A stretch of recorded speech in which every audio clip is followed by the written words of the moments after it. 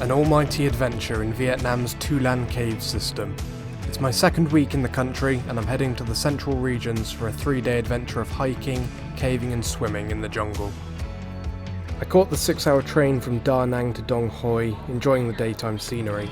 I hired another moped in Dong Hoi and made my way to Phong Nha, the main town of Vietnam's grand caving scene, arriving in the early evening at the central backpackers hostel.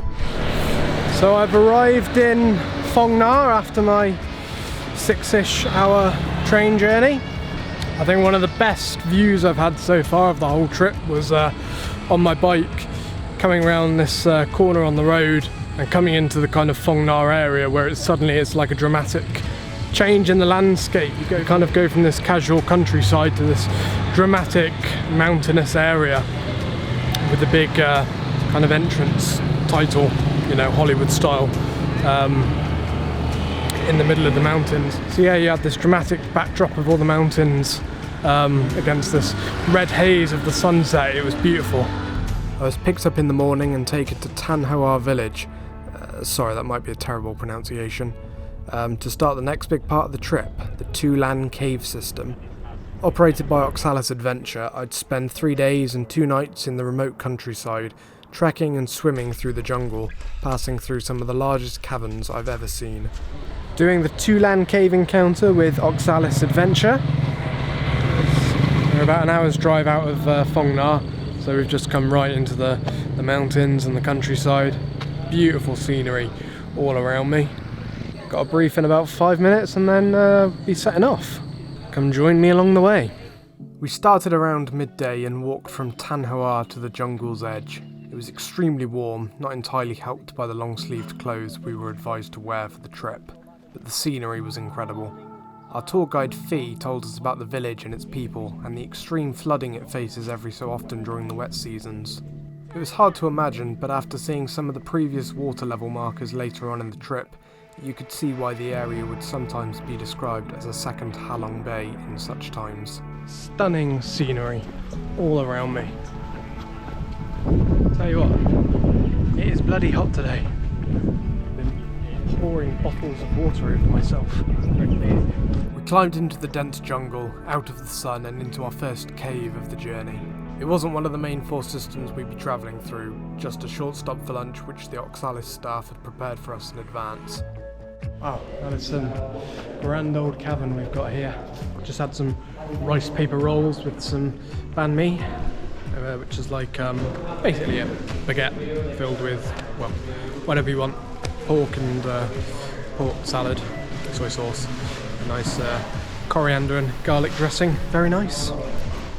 We carried on through the jungle, spending around 2 hours climbing up and down through the heat and challenging terrain. Even with the extra bottle I brought, I had to conserve the water I had. It was all worth it though, and as we walked into the Oxalis campsite, I couldn't help but think that this was perhaps a real-life jungle paradise. Max, we did it! Sir. Yes, we did it!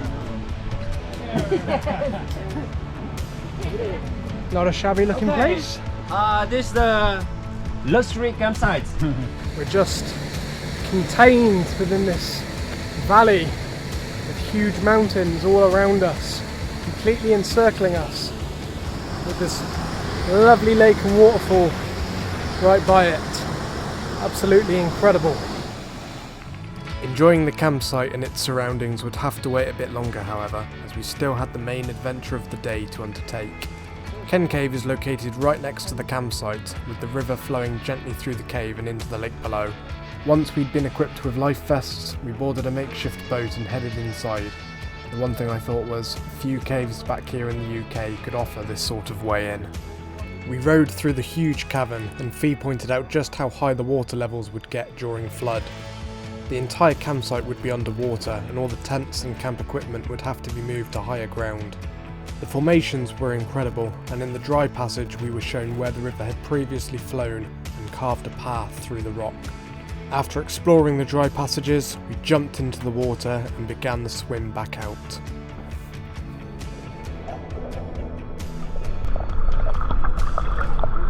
Swimming around the corner to see that humongous entrance.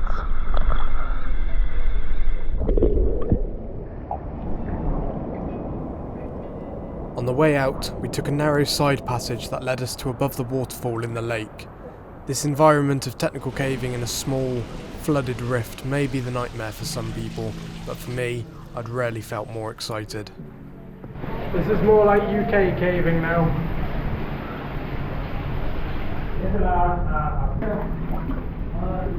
Now this is just incredible.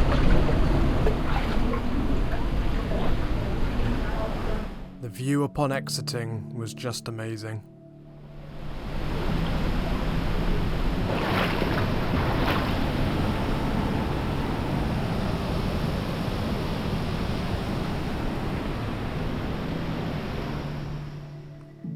An incredible first day, and I relaxed in the lake as the sun went down, giving way to clear night skies that were untouched by any light from below.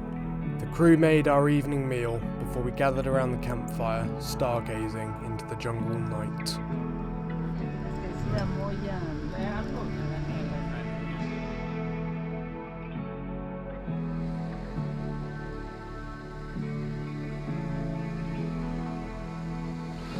Such an amazing place to wake up to this morning. So we've got 3 caves today, about half a kilometre of swimming in said caves as well, and then we'll be heading back to the village we started off yesterday to go and stay with the locals and get to know them. It's been really interesting to hear about some of the kind of weather aspects of this area, how it all floods in the rainy season, but the extent to which it does flood this entire camp here come September, between September and November time, might be completely underwater. They showed us one of the previous kind of flooding season water levels in one of the caves we saw yesterday, and they described the area during that time as a second Halong Bay, which, although as much as I haven't seen Halong Bay yet, I can understand the point they're getting at. About 20 metres of extra water above the ground. Breakfast consisted of pancakes and noodle soup, not the usual morning cuisine I'm used to, but it was still delicious. Afterwards, Phi outlined the route of today's venture and explained how the rivers flowed from Laos and into Vietnam via the Tu Lan Cave system. Tu Lan Cave was just around the corner and required a swim up the river to reach the grand entrance. Lovely morning river swim to get to Tu Lan Cave.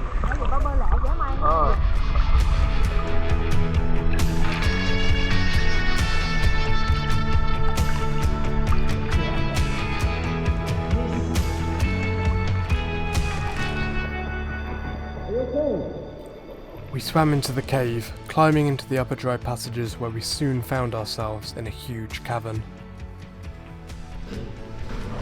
I've never known a cave surface so flat and smooth. Yeah, the surface is so flat. I'm probably not picking up on camera the absolute scale of this place. It's probably between 15 or so meters high and maybe 25 meters across. Absolutely huge. The trip between the 2 main entrances wasn't that long, but there were plenty of impressive formations to see throughout, and some not so pleasant entities, shall I say. We exited via the dry entrance, returning to the river to swim back to camp.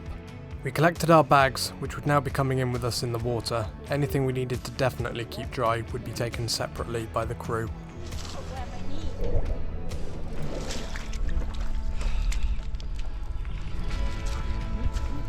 Beautiful. The trek back out of the jungle would take us through 2 more caves and bypass the hills of the previous day. Like one sole large tree just growing in the middle of the entranceway. Kim Cave was also situated close to the campsite and would be a fun mix of walking and swimming through the passages. You probably can't see it very well, but there's just a huge underground lake to my left. I've now got to swim across a couple of times to get out of the cave. Cave formation in action. I'm being attacked by midges. The caving was never too technical and swimming was easy going through the slow flowing water. There were 3 separate sections of water to navigate, each separated by a dry section of passage. Absolutely surreal experience.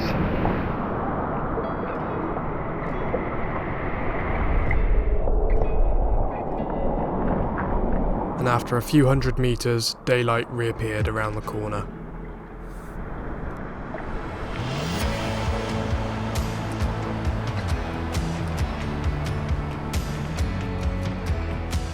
We climbed out of Kim Cave and into another river crossing, taking us into a second Oxalis campsite where lunch was being prepared. That is what we've just trekked through.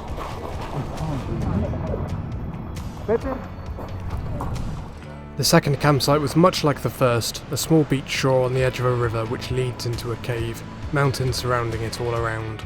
All these little lovely scenic spots scatter the jungle, following the river, but it's not the sort of place that you could come and find on your own very easily.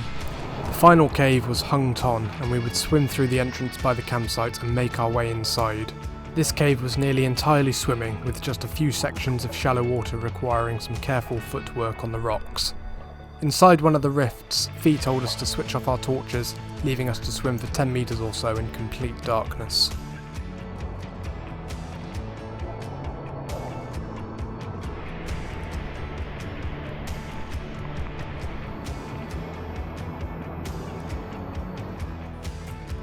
From here, it was just a short walk back to the village, with the sun setting in the background.